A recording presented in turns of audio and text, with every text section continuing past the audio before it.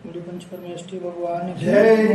अनंत अनंत परमेष्ठी भगवान की जय। पार्श्वनाथ भगवान की जय। कांतिनाथ भगवान की जय। शशनाथ महावीर भगवान की जय। वेंकटेश्वर बाहुबली भगवान की जय। 24 तीर्थंकर भगवंतों की जय। आचार्य श्री कुंज देव की जय। आचार्य श्री सनत जी स्वामी की जय। आचार्य गुरुदेव श्री देवानंद जी महाराज जी की जय। गुरुदेव श्री जयकिर जी महाराज जी की जय। समस्त आचार्यों की जय। महाराजों की जय। राज समझिनो अन्य माता की जय। श्री रत्नकरण श्रावकाचार्य ग्रंथ की जय। जैन धर्म की जय। देवलक्ष्मी देवसाई महाराज की जय। जय जय। गाथा नंबर 86 हो गया था। आज अभी 87 लेते हैं। 87 भोगो भोगो हाँ। परिमाण नियमो ಎಲ್ಲರೂ ಹೇಳಿ ನಿಯಮೋ ಯಮಶ್ಚ ಯಮಶ್ಚ ಪುಸ್ತಕ ಕಲಿಸ್ಬೇಕು ಆಯ್ತಾ ಪುಸ್ತಕ ನಾಳಿಂದ ನಿಯಮೋ ಯಮಶ್ಚ ವಿಹಿತೋ ಜೀವಿತೋ द्वेधा भोगोपभोग संहारात् नियम परिमित कालो यावत् जीवम यमो ध्रियते नियमो यमश्च विहितौ द्वेधा भोगोपभोग संहारात् नियम परिमित कालो यावत् जीवम यमो ध्रियते। ठीक है। हाँ? क्या कह रहे हैं? भोगोपभोग संहारात् यानी भोग और उपभोग के परिमाण से नियम च और यम द्विधा दो प्रकार से विहितौ कहा गया है। उनमें परिमित काल जो नियत काल की मर्यादा पूर्वक किया जाए वह नियम है, और जो यावत जीवन पर्यंत के लिए ध्रियते धारण किया जाता है वह त्याग यम अर्थात यम है। क्या भोगोपभोग परिमाण की बात करें यहाँ पर कि वो भोगोपभोग का परिमाण कैसा करना, कि नियम और यम दो प्रकार से बताया। नियम अर्थात वह क्या नहीं थोड़े काल के थोड़े समय के लिए एक निश्चित समय के लिए जो त्याग किया जाता है, जो प्रत्यक्षण किया जाता है उसे क्या कहते हैं? नियम कहते हैं। हाँ। और क्या कहते हैं कि यावत जीवन यानी ध्रियते यानी जीवन पर्यंत जो धारण किया जाता है उसे क्या कहते हैं? यम। दो चीजें हैं यहाँ पर, नियम और यम। बताइए तो नियम और नियम यानी एक निश्चित काल के लिए थोड़े समय के लिए क्या किया जाए, जो त्याग किया जाता है एक काल की सीमा को लेकर के, है ना, एक निश्चितता, भाई इतने समय तक के लिए हमारा त्याग। ये अभ्यास पूर्वक होता है, अभ्यास करने के लिए कि अपनी शक्ति को पहचानो। हाँ, जब अभी आपको क्या विश्वास नहीं होता कि मैं इस नियम का या इस संयम का पालन कर पाऊँ, अपने ऊपर भरोसा नहीं है ना, तो आचार्य क्या कहते हैं कि पहले नियम लो, थोड़ा समय, जितना तुम्हारी इच्छा हो, इसमें कोई तुम्हारे लिए बाध्यता नहीं है, थोड़ा सा समय, हाँ, जितना तुम अपने आप को देखो और उतने समय तक पालन तुम कर लो तो तुम्हें क्या होगा, अपने पर विश्वास हो जाएगा कि मैंने किया है। अभी तक तो अपने पर भरोसा नहीं था ना, अपनी शक्ति पर भरोसा नहीं था। देखो ड्राइविंग करते हैं ना, कई लोग घबराते हैं, मेरे से स्कूटी गाड़ी नहीं चलेगी, लेकिन वो ड्राइवर क्या करता है, साथ में बैठ करके सिखाता है, और मैं तो सोचता था चला ही नहीं पाऊंगा, और चलाए तो कैसा उस पर भरोसा, फिर फर्राटे से वो चलाता है। तो ऐसे यहाँ पर आचार्य क्या कह रहे हैं कि भाई पहले नियम लो, और फिर अपनी शक्ति को पहचानते हुए उसे यम में परिवर्तित करो। यम अर्थात जीवन पर्यंत। हाँ, ठीक है। अब इसको आगे और विस्तार से देखते हैं। भोगो और उपभोग का परिमाण नियम और यम के भेद से दो प्रकार का होगा। हाँ, जो परिमाण समझे, जो निश्चितता, जो आपने एक मर्यादा निश्चित करी ना, एक लिमिटेशन निश्चित किया, उसे क्या कहते हैं? परिमाण कहते हैं। और जो परिमाण समय की अवधि को लेकर के किया जाता है, एक निश्चित अवधि पर्यंत जो किया जाए वह क्या कहलाता है? नियम, नियम। वो क्या कहलाता है? नियम। नियम कहलाता है। और जो जीवन पर्यंत हो उसे क्या कहते हैं? यम कहते हैं। जो वस्तुएं ऊपर कहे गए 5 प्रकार के अभक्ष की कोटि में आती है। अभी 5 प्रकार का अभक्ष अपन ने देखा पिछली गाथा में, अपन ज्यादा विस्तार में नहीं जाएंगे उस संबंध में। क्या कह रहे हैं कि जो आती है उनको तो क्या कह रहे हैं? यम रूप त्याग करना चाहिए। हाँ, जो देखो उस पर देखो, जो त्रसघात आदि है ना, त्रसघात, बहुघात है, हाँ, प्रमादवर्धक है, अनिष्ट है, जो अनुपसेवा है, जो सेवन करने योग्य नहीं है, तो इन 5 प्रकार का अभक्ष है। यहाँ कह रहे उसको तो जीवन पर्यंत त्याग करो। मांस आदि है, मद्य आदि है, और जो कुछ भी है, इसमें क्या विचार करना? तुरंत करना। हाँ, इसे तो कुछ समय आदि की सीमा, इसमें कोई विचार करने योग्य जैसा कुछ नहीं है। इसे तो जीवन भर ही छोड़ना, त्याग करना चाहिए, ऐसा कहे कि। और क्या कहते हैं, यह जाता है वह जीवन पर्यंत के लिए त्याग करना चाहिए। और जो अभक्ष की कोटि में नहीं आते उनका अपने परिमाण तथा देश काल की योग्यता देखते हैं। करो जो अभक्ष की कोटि में नहीं आते, जो मतलब खाने योग्य है, जो ग्रहण करने योग्य है, तो उसके लिए कहा कि उसका थोड़ा परिमाण कर लो, एक निश्चित समय का परिमाण कर लो कि भाई इतने समय तक का मेरा त्याग है, वो उसके नियम रूप लिया जाए, ऐसा कहते। और आगे इसको विस्तार से देखते हैं, है ना। यम नियम के यहाँ पर अपन ने लक्षण को देखा। कह रहे कि मनुष्य भाव विगत दिवस व्रत के संबंध में देख रहे थे। व्रत क्या है? तो आचार्य उमा स्वामी महाराज ने तत्वार्थ सूत्र में लिखा, हिंसा निस्त्या ब्रह्म परिग्रहो विरतिर् व्रतम। क्या कहे कि व्रत की परिभाषा आचार्य उमा स्वामी ने तत्वार्थ सूत्र में क्या कही? हिंसा, झूठ, चोरी, कुशील और परिग्रह रूपी पाप से जो विरक्त होना है, जो अनासक्ति का भाव है, जो उसके प्रति जो वैराग्य भाव है, जो विरक्ति का भाव है, उससे जो निवृत्ति का भाव है, क्या कह रहे हैं? मतलब तत्संबंधी आपकी इच्छा होनी नहीं चाहिए। इसको कहते हैं निवृत्ति। यानी किसी चीज की सत्यता का आपको भान हो जाए तो उसको आप ग्रहण करते हो क्या? नहीं करते। इसी प्रकार से यह व्रत ऐसे कह रहा है कि अंदर से उसकी भावना, ग्रहण करने की भावना ही नहीं होनी चाहिए। उसकी विरक्ति का नाम है व्रत। हिंसा, झूठ, चोरी आदि है, इसको कौन छोड़ेगा? कोई नहीं। इसको छोड़, जो इसको अच्छा मानेगा उसको ये बातें ही नहीं सुहाएगी। हिंसा, झूठ, चोरी आदि है 5 पाप रूप जो प्रवृत्ति कर रहा है, जो उसको बहुत अच्छा मानता है, हिंसा करना अच्छा है, उसको ये चीज जो बोलो उसके समझ में ही नहीं आएगी ये बात।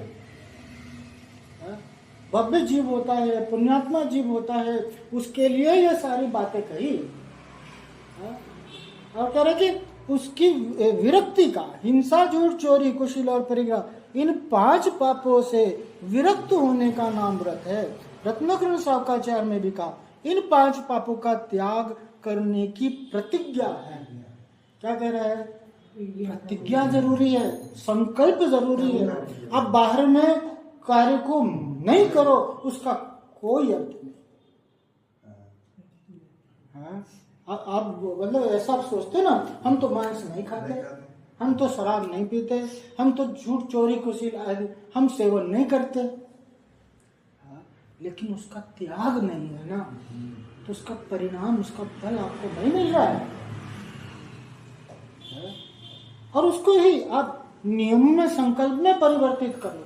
कर तो सब कुछ रहे हैं भाई। ऐसा कौन है यहाँ पर ऐसा जो मांस खाता है, जो शराब पीता है, जो चोरी करता है, जो अनावश्यक झूठ बोलता है? फिर अपने जीवन में इन अनुव्रतों को धारण करके उसे सार्थक करो ना। व्रत में परिवर्तित करो ना, संकल्प में परिवर्तित करो ना। अगर संकल्प नहीं है तो सब ये सब कुछ समय तो बीत जाएगा ना। हाँ? समय तो बीत जाएगा, फिर ये अवसर मिलने वाला है क्या? एक देश, उसका एक देश त्याग करना वो क्या है? अनुव्रत है। और सकल देश त्याग करना वह महाव्रत है। अब यहाँ दिया जो अपने लिए अहितकारक है उसको छोड़ देने का नाम व्रत है। क्या कह रहे हैं? जो अपने लिए क्या है नुकसानदायक उसको छोड़ देने का। जिस गली जाना नहीं उस गली देखना क्यों?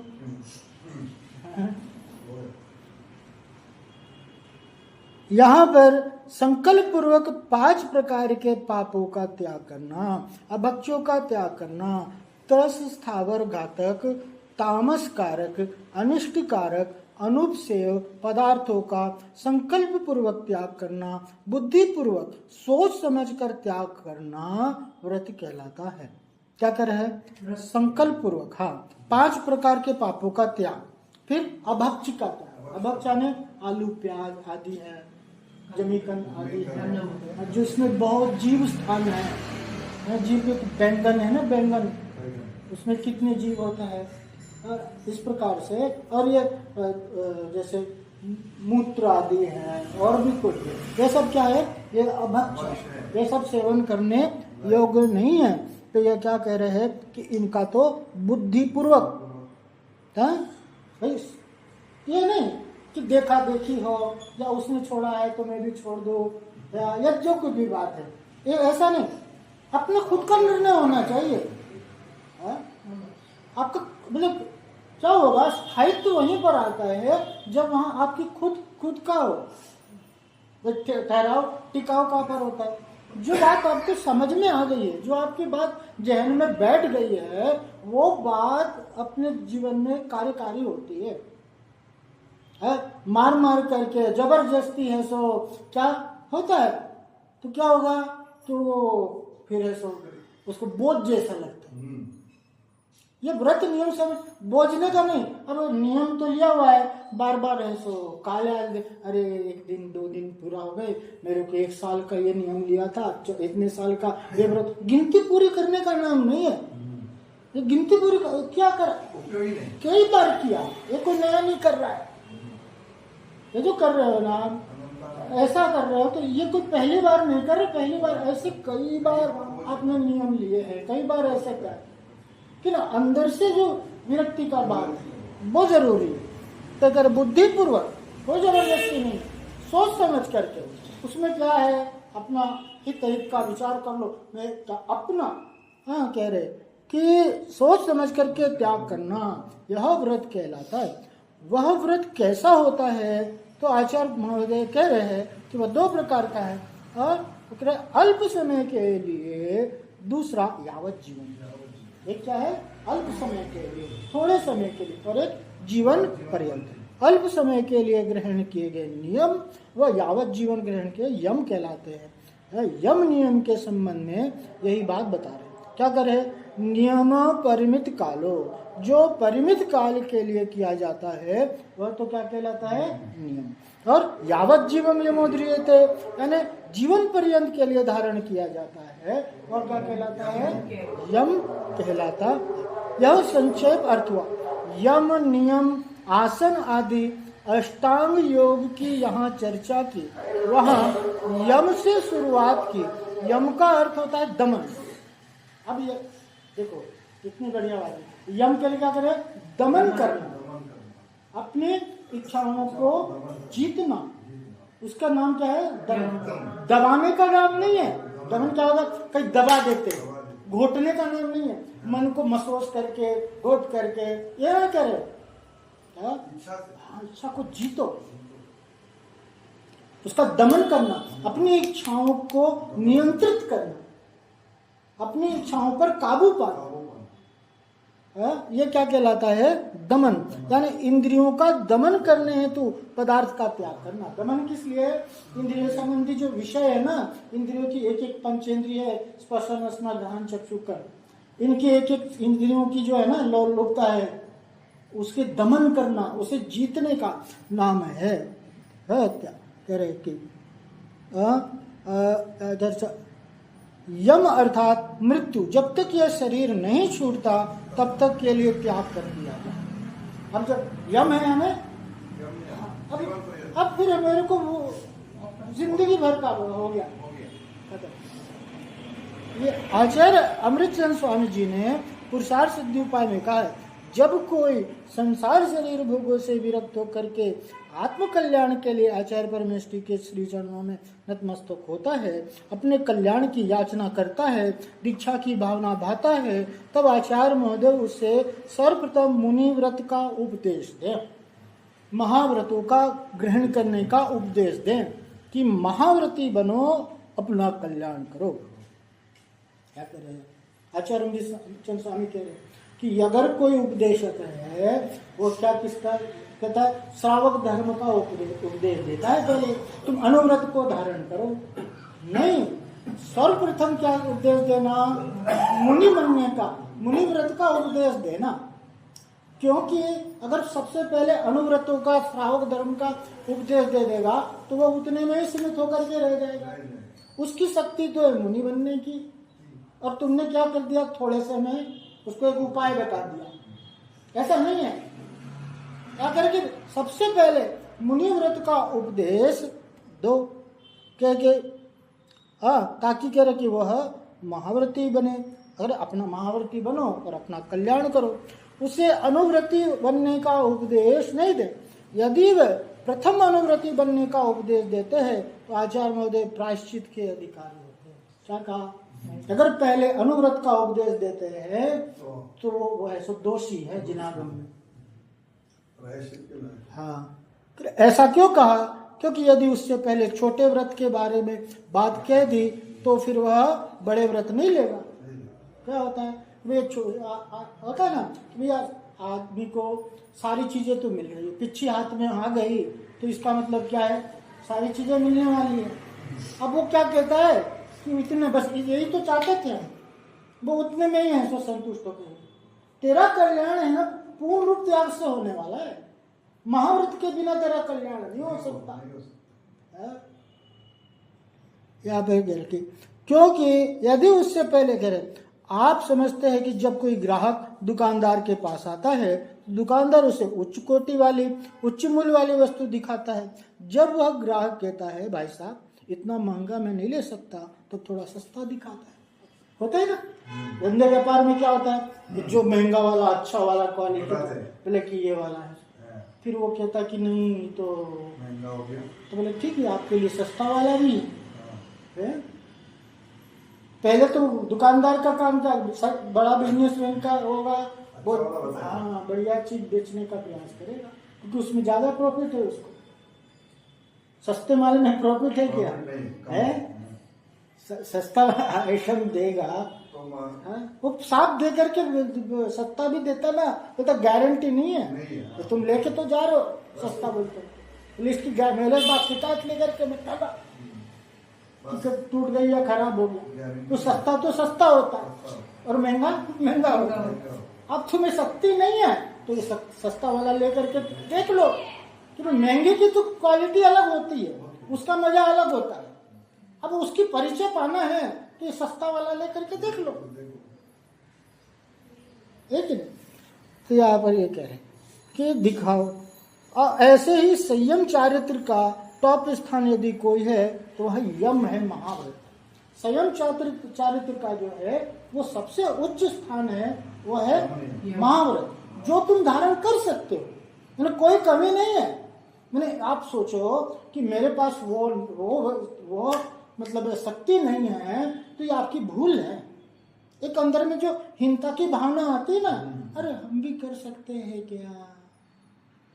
ये मुनिराज कोई आसमान से टपकते हैं क्या? नहीं। मेरे को एक बात बताओ, ये जो मुनि बनते हैं, ये जो मोक्ष मार्ग चल रहा है, ये कोई स्पेशल व्यक्ति के लिए है क्या? नहीं। इसी प्रकार माँ के गर्भ में जन्म लेते हैं, घर परिवार उनका भी होता है, धंधा व्यापार सब करते हैं, वो सब करके छोड़ करके आते हैं। कोई अलग से नहीं है, जैसे तुम हो वैसे वो है। कोई अंतर नहीं है, सिर्फ अंतर यह है कि उन्हें अपनी शक्ति की पहचान हो गई और तुम्हें अभी भी संदेह लगा हुआ है। ये कह रहे कि ऐसे नियम संयम चाहे करे कि ये महाव्रत हमेशा यम रूप के लिए किए जाते हैं। अब जब महाव्रत ले लिया तो ये क्या है, वो जीवन पर, क्योंकि कभी भी नियम रूप से नहीं ले जाते। यहाँ कोई नियम आदि समय आदि की कोई सीमा ये नहीं है कि भैया 1 साल के लिए या 2 साल के लिए, बोले ऐसा कोई यहाँ पर शॉर्टकट कोई विकल्प नहीं है।